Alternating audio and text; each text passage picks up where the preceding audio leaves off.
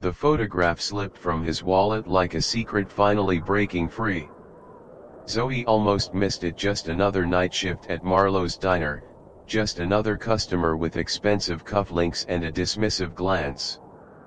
But there it was on the checkered floor, her mother's face, younger and laughing, captured in faded color. Her mother, who died with call-used hands and unpaid bills. Her mother, who never spoke of Zoe's father. The diner's fluorescent lights hummed as Zoe's fingers trembled toward the picture. When their eyes met across the laminate table, recognition flashed across the stranger's face, not of Zoe, but of what she'd seen. He snatched the photograph back with manicured fingers that had never known dish soap or double shifts. "Keep the change," he muttered, already moving toward the door, keys to a world Zoe had never known jingling in his pocket. Zoe didn't sleep that night. Her apartment, a one-bedroom above whose laundromat filled with the mechanical thrum of industrial dryers that never quite shut down. Usually, she found the sound soothing, white noise to drown out the city. Tonight, it only amplified her restlessness. Richard Lawson, she whispered to her laptop screen, the name foreign on her tongue. The search results painted a life so removed from hers it might as well have existed on another planet. Forbes profiles. Charity galas. A gleaming office tower downtown with his name etched in steel and glass. She clicked through photos, Richard Lawson breaking ground on a development project. Richard Lawson shaking hands with the mayor. Richard Lawson at a gala, the women beside him interchangeable in designer gowns. The man from the diner. The man with her mother's photograph. Zoe opened her bedside drawer and pulled out the battered shoebox containing what little remained of Evelyn Carter's life. Her mother had been practical to the point of severity, unsentimental about possessions, ruthless about clutter. "Things weigh you down," she'd always said. "Memories travel lighter." But she'd kept some things. A playbill from a streetcar named Desire dated 29 years ago. A pressed wildflower bookmark. A handful of photographs, including one of herself at perhaps 23, standing on an unfamiliar balcony, her face lit with a joy Zoe had rarely witnessed in life. She held the photograph next to the image on her screen. The balcony belonged to a penthouse apartment that had been featured in Architectural Digest. Richard Lawson's first luxury purchase after his company went public. Outside, rain began to fall, beating against her window like tears. Zoe pressed her forehead to the cool glass, watching droplets race each other down the pane. Her reflection stared back, features she'd always attributed to her mother now revealing something else: the set of her jaw, the arch of her eyebrows. Richard Lawson's features. Her phone buzzed. Sanvi, her co-worker at the diner. "You coming in?" "Gary's on the warpath." Reality crashed back. Rent was due in 3 days. Her student loan payment would automatically withdraw Friday. The mystery of Richard Lawson would have to wait. But it didn't. Throughout her shift, she found herself studying the customers, the cut of their clothes, their easy confidence, the way they occupied space as if it belonged to them. Had her mother once moved through their world? Had she loved Richard Lawson? Had he loved her? "Earth to Zoe," Sanvi said, waving a hand before her face. "Table 6 is still waiting on their check." "Sorry." Zoe shook herself. "I'm a little distracted." "A little? You've been pouring coffee into that cup for 30 seconds. It's practically overflowing." Zoe looked down. Brown liquid pooled across the counter. "Shit." She grabbed a rag. "I need to talk to you. After work." 3 hours later, they huddled in the back booth, the diner empty save for a night janitor mopping the floors. So this guy, Sanvi said slowly, turning her mug between her palms, this billionaire CEO type, had a picture of your mom. And you think? I don't know what to think, Zoe admitted. My mother never talked about my father. Whenever I asked, she'd just say he wasn't ready to be a dad, and that was that. Not ready to be a dad, Sanvi echoed. Or not ready to admit his girlfriend from the wrong side of town was pregnant. The words crystallized something Zoe had been circling all day. I need to talk to him. Just walk into Lawson Tower and demand a meeting with the CEO. Sanvi raised an eyebrow. Security will escort you out before you hit the elevator bank. Then I'll find another way. Like what? Camp outside his penthouse? Crash a charity event? This isn't a movie, Zoe. But something had shifted inside Zoe, a lifetime of questions suddenly within reach of answers. My mother worked 3 jobs to put food on our table while I was growing up. When she got sick, she couldn't even afford proper health care. If this man is my father, if he knew about me all along and did nothing. She couldn't finish the thought.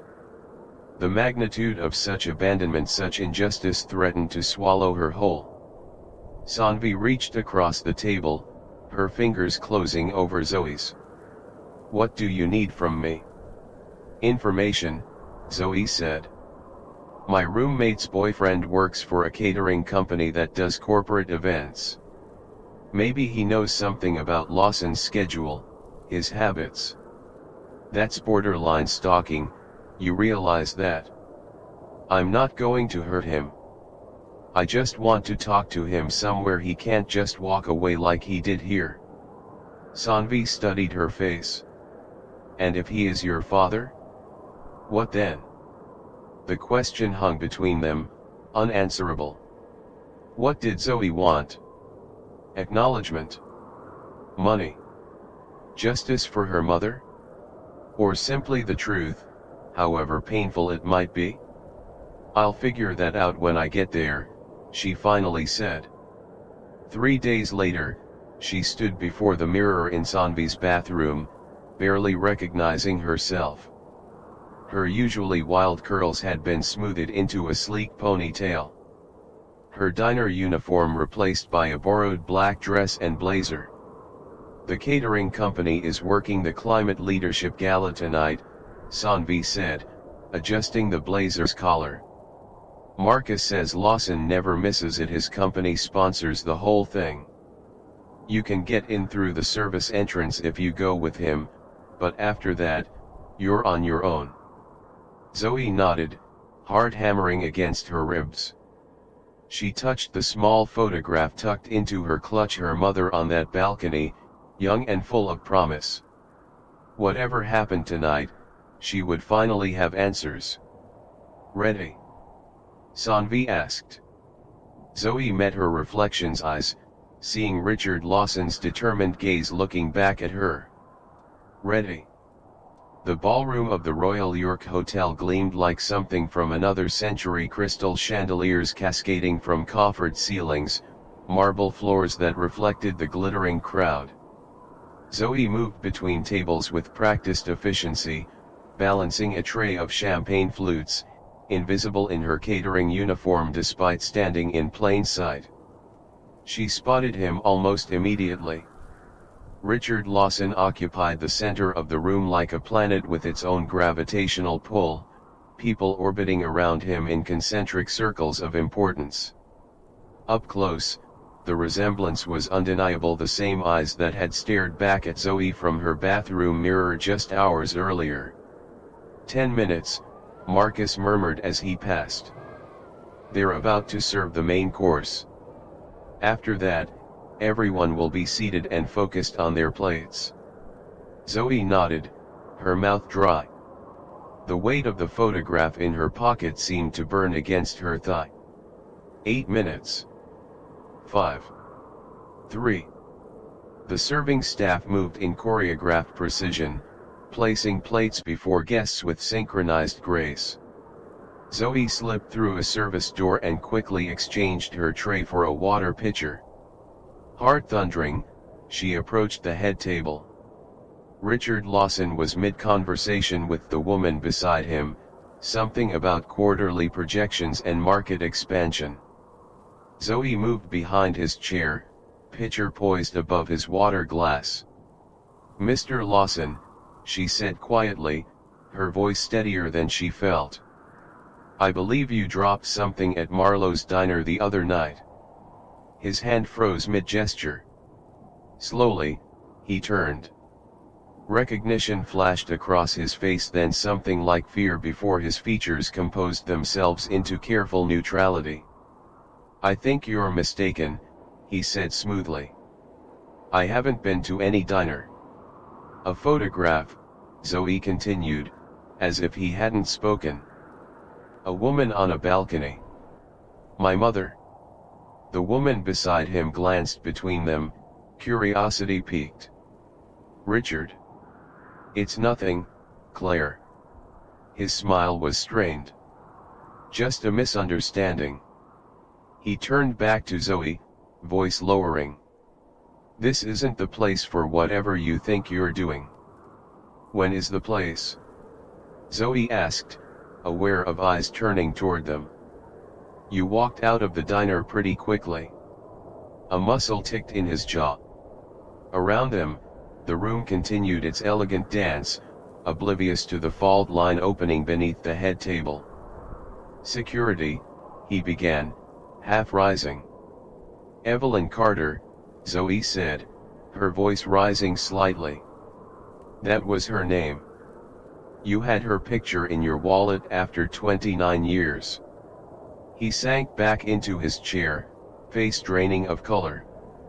The woman beside him, Claire, was now watching with undisguised interest, as were several others nearby. "Her name was Evelyn Carter," Zoe repeated, softer now. "She died 5 years ago of ovarian cancer that might have been caught earlier if she could have afforded regular checkups. She worked as a waitress until she was too sick to stand, and she raised me alone." Richard's expression had turned to stone, but something flickered in his eyes, something that might have been pain. "10 minutes, he finally said. "In the lobby bar." "I'll explain." "Just not here." It was the longest 10 minutes of Zoe's life. She abandoned her uniform in a service closet, changing back into Sanvi's clothes, suddenly grateful for their borrowed elegance. By the time she reached the lobby bar, her hands had stopped shaking, replaced by a cold, clear purpose. Richard Lawson sat in a corner booth, a tumbler of amber liquid untouched before him. He looked smaller somehow, away from his admirers and sycophants. "You have 5 minutes, she said, sliding into the booth. "Then I'm walking over to that table of journalists I saw in the ballroom and telling them exactly who I am." He regarded her silently for a long moment. "You look like her," he finally said. "But you have my mother's eyes." The simple acknowledgement so long withheld hit Zoe like a physical blow. She hadn't prepared for this, for him to simply concede the truth without fight or denial. "Why?" The word contained a lifetime of questions. Richard stared into his glass as if it held answers. "I met Evelyn when I was 27. My father was still running the company then. I was rebellious. She waited tables at a restaurant where I often held meetings, smart, funny, unimpressed by wealth or status." He paused, lost in memory. "We dated for almost a year. I was going to propose. Then she got pregnant, and my father found out." "And what?" "He disapproved of her pedigree." Bitterness edged Zoe's voice. "He gave me a choice," Richard said flatly. "End the relationship, or lose my position at the company, my inheritance, everything. And you chose money, Zoe said, the confirmation of her suspicions bringing no satisfaction. I chose wrong, he admitted, meeting her gaze directly. I told myself I'd build my own fortune, come back for her in a year or two when I didn't need my father's approval. By the time I did. He trailed off. By the time you did, she'd learned to live without you, Zoe finished. Learned to raise a child alone. She wouldn't take anything from me, Richard said. Not money, not child support, not even an explanation. She said she'd rather work 3 jobs than take $1 from a man who'd abandoned his child before it was born. In those words, Zoe heard her mother's voice, her fierce pride, her uncompromising principles. So you just, what? Forgot about us? Moved on with your fabulous life? I never forgot, Richard said quietly. I kept tabs on you both. College funds, anonymous donations to her school when they faced budget cuts. When she got sick. His voice roughened. I tried to help. She returned every check. You could have shown up, Zoe said, tears threatening. Actually been there. That would have helped. She made me promise to stay away, Richard said.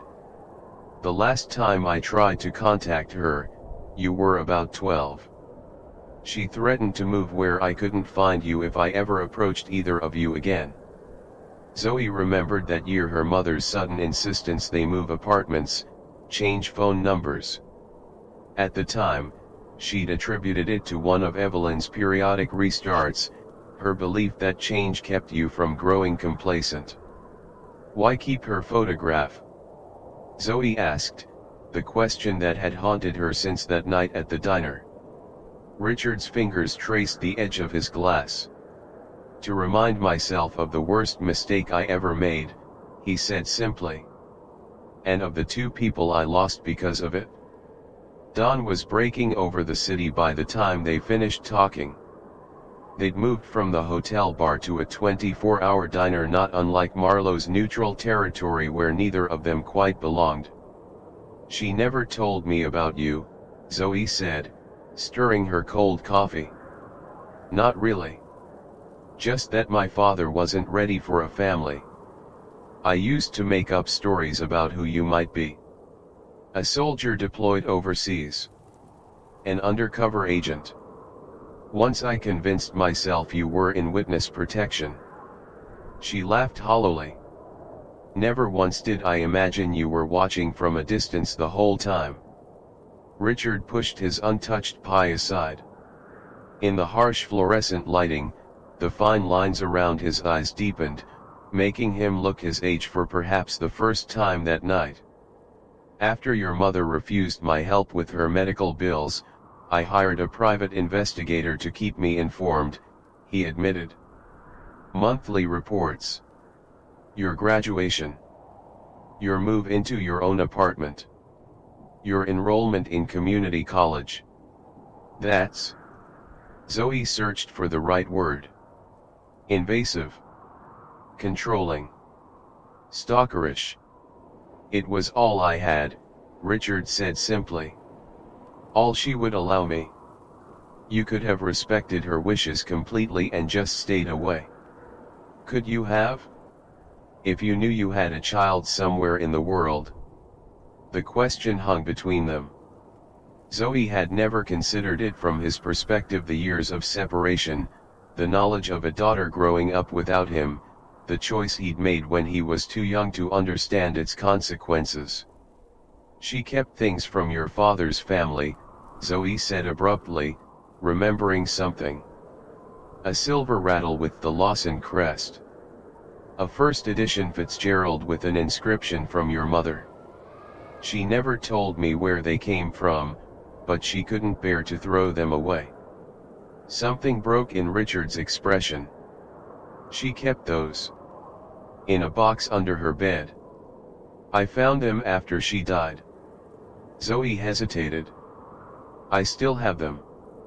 I'd like to see them someday, he said carefully. If you're willing. The waitress refilled their coffee cups, eyeing Richard's expensive suit with undisguised curiosity. Zoe wondered what she saw: a father and daughter having breakfast? An older businessman and a young woman? The truth was both simpler and more complicated than either scenario. There's something else you should know, Richard said after the waitress moved away. Something your mother asked me to tell you if we ever met after she was gone. Zoe's heart quickened. What? She was going to contact me, he said. Before the cancer got too bad. She'd finally decided you deserved to know the truth, to make your own choice about whether to have a relationship with me. But then her condition deteriorated so quickly. He swallowed hard. She made me promise that if you ever found me on your own, I'd tell you she was sorry for keeping us apart. That she thought she was protecting you, but she realized too late that some choices should be yours to make. Tears spilled down Zoe's cheeks, hot and sudden. She never said anything. Not even at the end. She was fierce about protecting you. Always. Richard hesitated, then reached across the table, his hand stopping just short of hers. I don't expect forgiveness, Zoe. I don't even expect you to want me in your life after tonight. But there are practical matters we should discuss. Practical matters, Zoe echoed, wiping her cheeks with a paper napkin. You're my daughter, Richard said simply. My only child. Legally, ethically you deserve to know what that means. I don't want your money, Zoe said automatically, her mother's pride surfacing in her voice. It's not about what you want right now, Richard countered. It's about what you deserve, what's rightfully yours. And about what happens when this becomes public. Public. The word landed like a stone. In the emotional tumult of confronting Richard, Zoe hadn't considered the wider implications of their connection. I'm a public figure, Richard explained gently. When the press discovers I have an adult daughter I've never acknowledged, and they will discover it, Zoe, especially after last night's scene, there will be questions. Speculation. Your privacy will evaporate overnight. The enormity of it washed over her. Her quiet, anonymous life. Her friends, her co-workers at the diner. The modest goals she'd set for herself: finishing community college, maybe transferring to a 4-year school, finding work that didn't leave her feet aching at day's end. I can't just become Richard Lawson's daughter, she whispered. You already are, he said quietly. The question is how we handle it. Outside, the city was fully awake now, streams of commuters hurrying past the diner's windows, unaware of the life-altering conversation happening inside. I need time, Zoe finally said. To process all of this. To decide what I want. Richard nodded, relief evident in the slight relaxing of his shoulders. Of course. He reached into his jacket and withdrew a business card, writing something on the back before sliding it across the table. My private number. Call anytime, day or night. He hesitated. And Zoe? Whether or not you want a relationship with me, I've instructed my legal team to prepare documents acknowledging you as my heir. The Lawson legacy is yours, regardless of what you decide about me personally.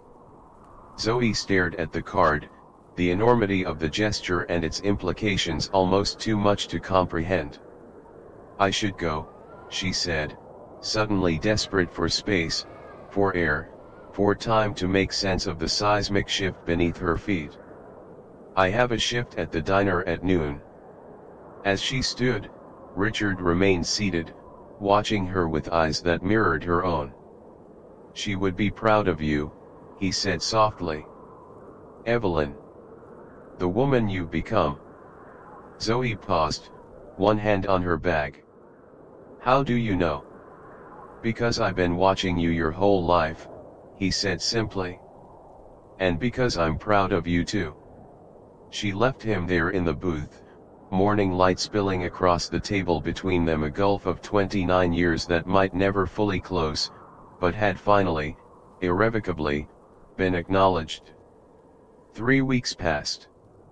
Spring eased into early summer, cherry blossoms giving way to dense green canopies along the city streets. Zoe continued her shifts at Marlowe's, attended her classes, and tried to process the revelation that had turned her world inside out. Richard Lawson's business card remained in her wallet, untouched. The media storm hit on a Wednesday. Zoe was wiping down the counter when Sanvi burst through the diner's door, breathless, clutching her phone. Have you seen this? She demanded, thrusting the screen toward Zoe. The headline screamed from the business section of the city's largest newspaper, Lawson heir apparent, billionaire CEO acknowledges adult daughter. Zoe's coffee pot clattered against the counter. He did what? Sanvi scrolled through the article, reading aloud, in an exclusive statement to the press, Richard Lawson, 56, confirmed rumors that surfaced after the Climate Leadership Gala earlier this month. Yes, I have a daughter from a relationship in my 20s, Lawson said. Out of respect for her privacy, I will not disclose her name or personal details, but I am immensely proud of the woman she has become. Zoe sank onto a bar stool, blood rushing in her ears. He'd gone public without warning, without consulting her. There's more, Sanvi continued. Lawson further shocked the business community by announcing a restructuring of his company's leadership, effective immediately. I will be stepping back from day-to-day operations to focus on family priorities too long neglected, the statement read. Analysts speculate this unprecedented move may be related to Lawson's newly acknowledged heir. The rest of the article faded into background noise. Zoe's phone began buzzing incessantly. Friends, classmates, probably reporters who'd somehow obtained her number. She silenced it without looking. You okay? Sanvi asked, eyes wide with concern. I need to get out of here, Zoe managed. Gary, the manager, emerged from the back office, waving his own phone. Zoe. Is this about you? Are you Lawson's kid? Other diners were turning now, staring with newfound interest at the waitress behind the counter. Zoe felt exposed, examined, as if her skin had suddenly turned transparent. I'm taking my break, she mumbled, untying her apron. Outside, the June humidity pressed against her like a physical weight. She walked without direction, mind churning. Why would Richard go public now, when she'd explicitly asked for time? Was this some power play? A way to force her hand? Her phone continued its silent vibration in her pocket. Finally, she pulled it out, scrolling through dozens of notifications until she found what she was looking for, a text from Richard, sent an hour earlier. I'm sorry for the press release. They were going to run the story anyway, someone from the gala talked. This way, we controlled the narrative. Call me when you can. Anger flared, hot and sudden. Controlled the narrative? Her life wasn't a narrative to be managed. With trembling fingers, she dialed his number. Zoe, he answered immediately. I can explain. You had no right, she cut him off. I told you I needed time. I know. But a reporter from the Herald contacted my office yesterday. They had photos of us at the diner, witness statements from the gala. They were running the story with or without comment. So you just, what? Decided to get ahead of it? Make some grand public gesture about stepping back from your company. It's not a gesture, Richard said quietly. I meant it. The sincerity in his voice brought Zoe up short. What? I've spent 30 years building an empire at the expense of everything else, he continued. It cost me Evelyn. It cost me you. I won't let it cost me the chance to know my daughter now. Zoe sank onto a park bench, the fight draining out of her. Around her, the city continued its relentless pace, people rushing to meetings, tourists consulting maps, cyclists weaving through traffic. None of them aware that her entire existence had just tilted on its axis. They'll find me, she said. The reporters. They always do. I have a suggestion, Richard said carefully. If you're willing to hear it. 24 hours later, Zoe stood in a sun-drenched apartment 40 stories above the city. Floor-to-ceiling windows offered panoramic views of the skyline, the lake a blue smudge on the horizon. It's one of my properties, Richard explained, watching her reaction. Secure building. Private elevator. The press can't get to you here. Zoe ran her fingers along a marble countertop that probably cost more than her entire year's salary at the diner. I can't accept this. You're not accepting anything, Richard countered. It's temporary. A place to catch your breath while we figure out next steps. And Zoe? He hesitated. It's the apartment where I took that photograph of your mother. The one I've carried all these years. Zoe turned sharply. This is where you lived? With her? Richard nodded, a shadow crossing his face. For 11 months. The happiest of my life. Zoe moved to the balcony doors, pushing them open. The city noise rose to meet her, honking horns, distant sirens, the constant hum of 8 million lives intersecting. She stepped out, the summer breeze lifting her hair. This was where her mother had stood, young and in love, unaware of how drastically her life would change. Zoe could almost feel her presence, her quiet strength, her unwavering moral compass. She stood right here, Richard said softly, joining her. Laughing about something I don't even remember what.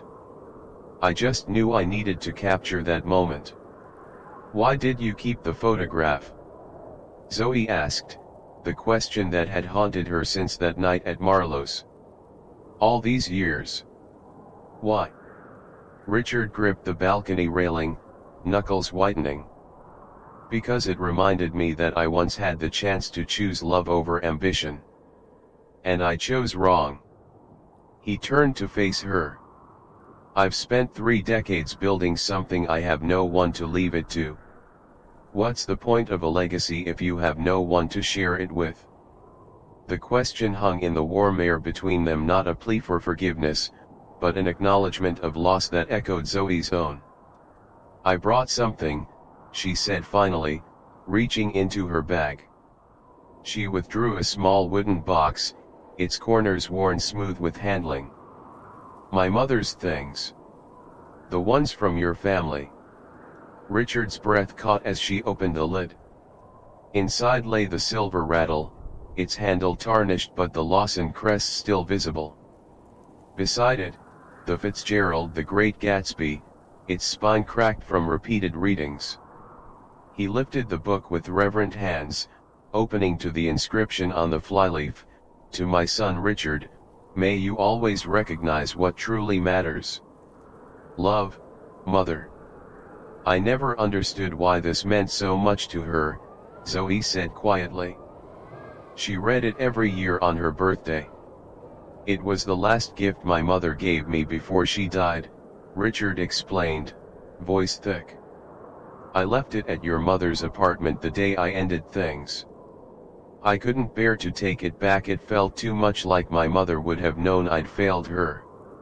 Understanding bloomed in Zoe's chest, her mother keeping this connection to the Lawson family, not out of sentimentality for Richard, but as a promise to herself that her child would know something of her heritage, even if only through these small objects. I think, Zoe said slowly, choosing her words with care, that my mother would want me to know you. Not just as Richard Lawson, CEO, but as the man she once loved. The person behind the headlines. Relief washed across Richard's face, years seeming to fall away with it. I'd like that very much. I'm not moving in here, Zoe clarified quickly. And I'm not changing my name, or quitting school, or any of that. But maybe, dinner. Once a week. We could start there. Dinner, Richard agreed, a smile warming his eyes Zoe now recognized as her own. I know a great diner. As they stood together on the balcony where her story had begun 3 decades earlier, Zoe felt something unlock inside her, not forgiveness, not yet, but possibility. The chance to understand both her mother's choices and her father's failings. The opportunity to forge a relationship unburdened by the past's mistakes, if not its consequences.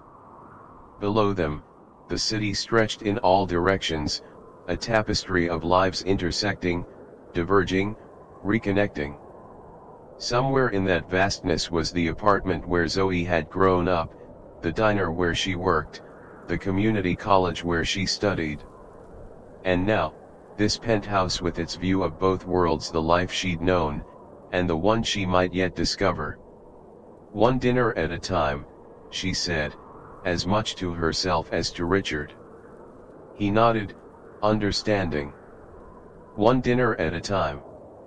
Some wounds don't heal in straight lines. They spiral outward, touching lives beyond the initial injury, creating patterns of pain and resilience that span generations. Zoe and Richard's story reminds us that the choices we make in moments of fear or ambition can echo for decades, but also that it's never too late to acknowledge our failures and attempt to make amends. For Richard, success came at an unspeakable cost. All the wealth he accumulated could never fill the space where family should have been. Only by confronting his greatest regret could he begin to understand what true legacy means. For Zoe, discovering her father meant questioning everything she thought she knew about her mother and herself. The woman who raised her with uncompromising principles had made her own difficult choices, protecting her daughter in the only ways she knew how. Perhaps the most profound truth in their story is that healing rarely comes through grand gestures or public declarations. It arrives in small moments of vulnerability, a photograph kept for decades, a book read every birthday, the quiet acknowledgement of shared eyes across a diner counter. We cannot rewrite our beginnings.